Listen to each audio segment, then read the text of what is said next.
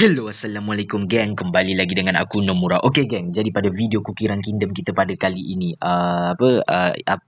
Harit ada cakap dekat sebelum ni kita boleh tengok nak farming biskut untuk kita punya cookie kan. So tertekan kat sini mana nak dapat cookie berdasarkan apa yang Harit cakap, kita nak dapat cookie ni dekat mana macam mana nak dapat cookie ni? Dekat mana guys nak dapat cookie ni? Nomura pelik macam mana nak dapat cookie ni Sebab Nomura ada baca komen Harit tau. Dia ada cakap dekat kingdom ni belah kanan atas.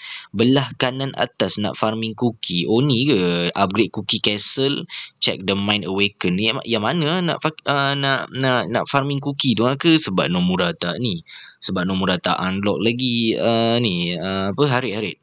Nomura rasa sebab Nomura tak unlock lagi Harit. Sebab Nomura tak jumpa guys. Mana tempat farming cookie biskut. Okey, jadi Nomura ada tengok macam mana nak farming biskut tu kan. Kita pergi dekat world exploration. Ni apa yang Nomura tahulah kan. Kalau salah nanti Nomura akan betulkan sebab dekat sini apa yang Nomura tengok lah kan. Kita pergi dekat BCs kan. Kita pergi kat BCs, kita pergi kat episod 1. Kita masuk episod 1, lepas tu kita tekan je dekat mana-mana kan. Kalau tak silap Nomura lah, tekan je mana-mana, lepas tu kita boleh farming biskut dah. Macam dekat sini kita boleh farming biskut kalau kita nak. Dekat sini ada macam-macam lah biskut kan, boleh dapat kan rare punya apa semua kan. So kalau nak farming biskut, apa yang Nomura tahu lah untuk Harit Nomura tahu farming biskut tu dekat sini je. Tapi ni pakai energy, memang pakai energy nak farming biskut ni. So inilah kot yang Harit maksudkan tu. Kalau nak farming biskut apa semua tu kan, untuk karakter cookie apa semua kan, tekan kat situ lah kan. So rasanya ni yang Harit maksudkan dengan farming biskut. So rasanya ni lah kot apa yang Harit maksudkan. So dekat sini kita just main yang ni, so kita boleh farming dah biskut dia. Tak pun sebenarnya Harit ada maksudkan dekat area kingdom yang lain, bukan world exploration. Sebab Harit kata pergi dekat kingdom, lepas tu belah kanan atas. Nomura tak tahu lah Nomura yang salah faham ke apa kan. Nomura dah baca dah komen Harit yang dekat video semalam kan. Nomura dah tengok dah dekat komen video Harit dekat video Nomura yang sebelum ni yang Harit komen tu kan.